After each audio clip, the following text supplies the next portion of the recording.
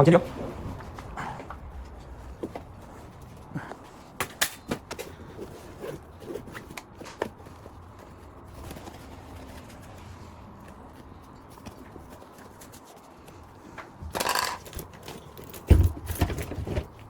İSU zaten buraya istersen iptal edebilirsin. Çünkü İSU gelse istese de buraya müdahale edemez abi. Bizden mi şey?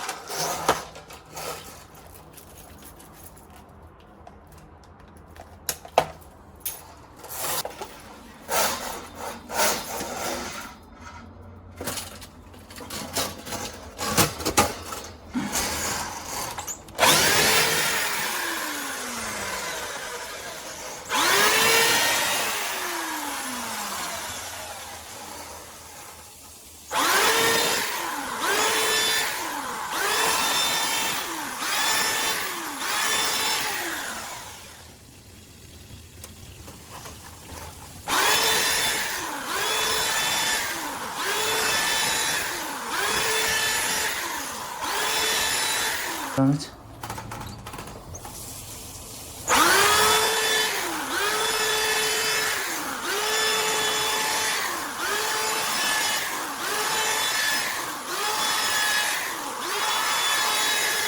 O kadar suyu. Şeyi ver abi bana.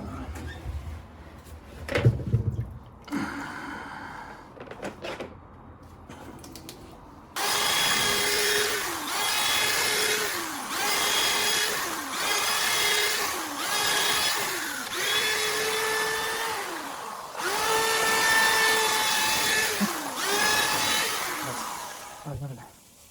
Çok ileride. Elindeymiş. Yani çok ileride. Şimdi bunu bu kısmı iyice temizleyeceğiz artık.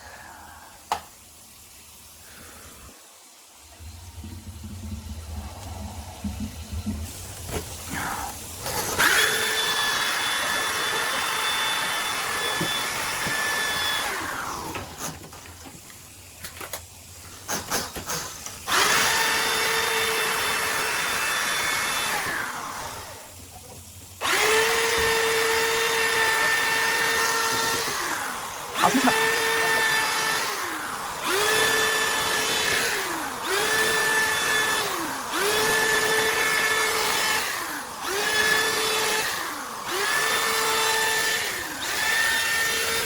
Lan bu kılavuz ne kadar içeride biliyor musun? 9 metre. 9 metre. Ben de 10 metre kadar verdim şimdi.